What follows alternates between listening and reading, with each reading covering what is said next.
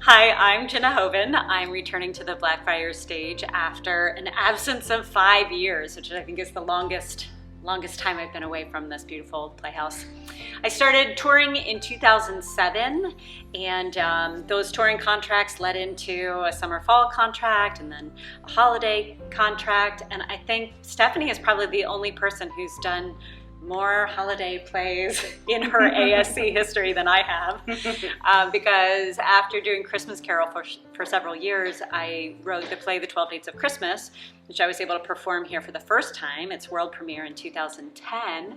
And then I had the joy of returning and seeing other actors perform it on the stage, including the great Stephanie Holladay Earl.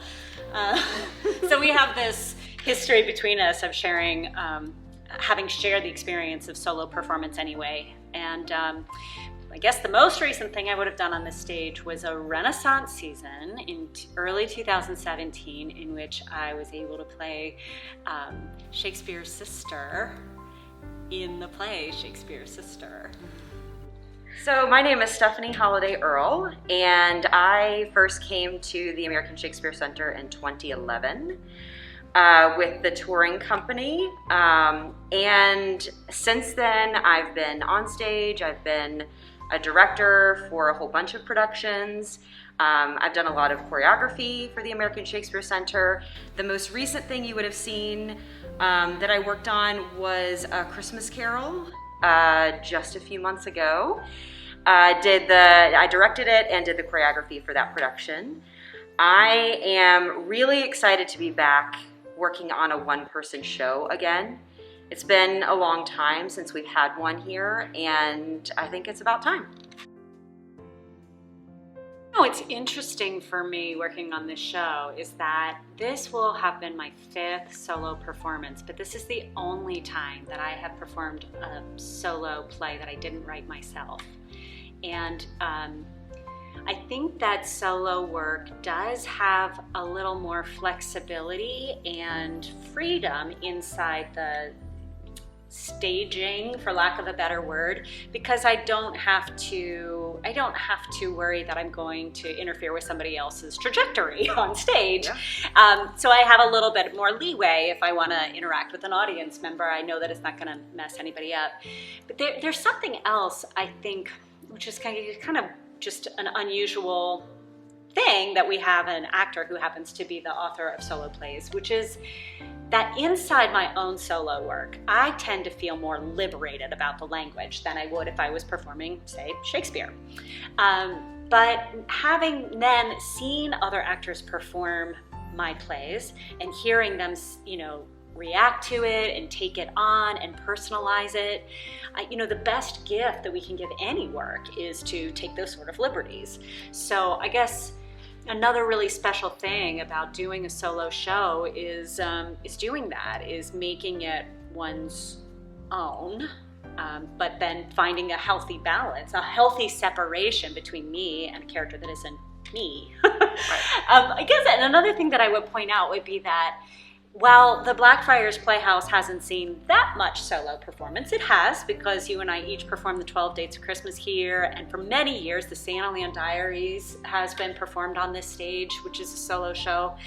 And there may be others that I'm not thinking about, but here's another thing that is like, Shakespeare wrote soliloquies. So this stage is not unfamiliar having a single performer on.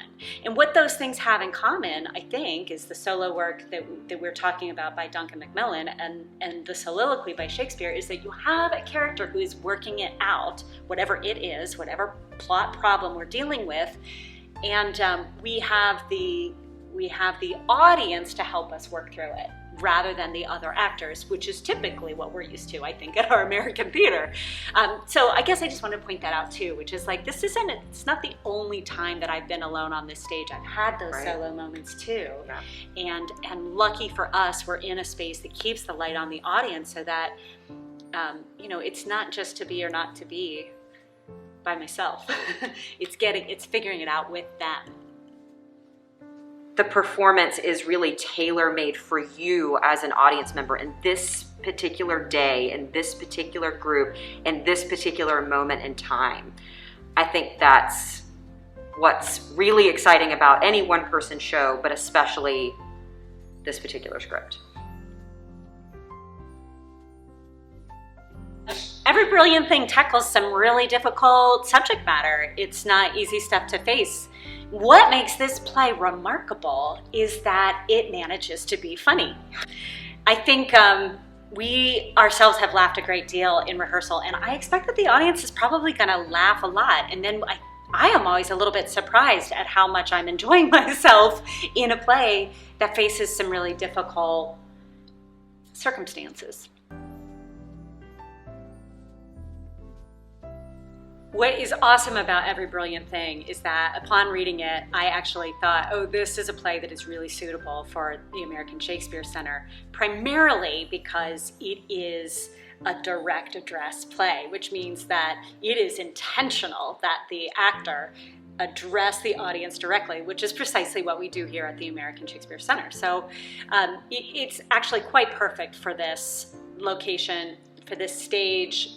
Of course, I know that this community is going to embrace it because we have a community that is used to audience interaction and direct address. And we've seen already in some of our invited rehearsals that our audiences are really ready to chime in and support, which is a really necessary part of the play. The other thing is that in the text of Every Brilliant Thing, the playwright and in the playwright notes, they make a real strong point about keeping the lights on and that the audience should be visible, not just to the performer, but to one another.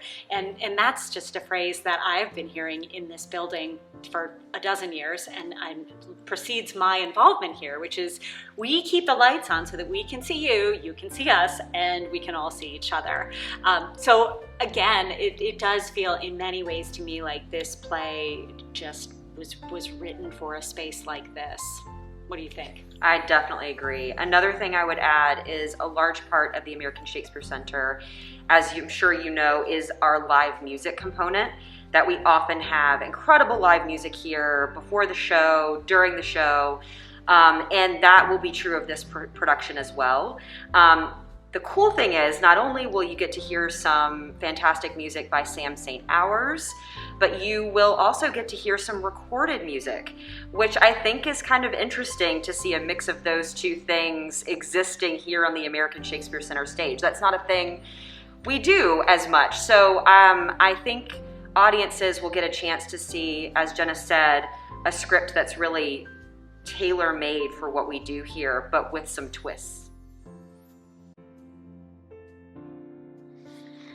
As an audience member, I'm actually not that wild about being interacted with, Yeah. you know, when I go to see the theater. But I think what's really great about the American Shakespeare Center is that so many actors here have perfected this way to interact with the audience, where the audience feels like, oh, I'm safe. You've got this under control. And Every Brilliant Thing is no exception, because while I do really rely on the involvement of the audience around me, I do carry the reins, and I really want friends, so I take great care of the people in the show, and I make sure that everybody has a pretty strong idea of where we're going with this play.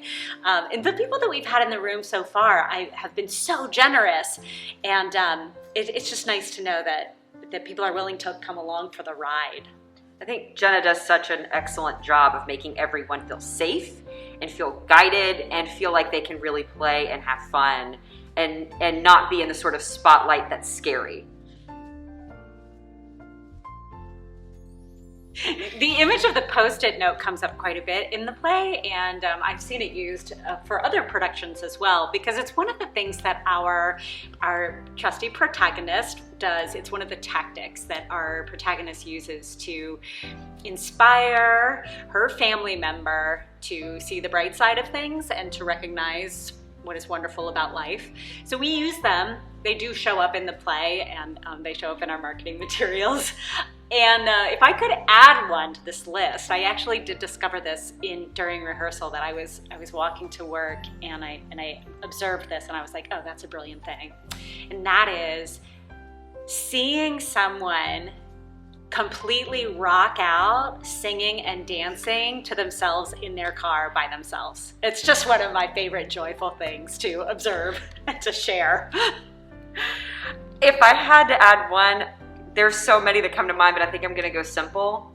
Melted cheese. One of my favorite things. Period.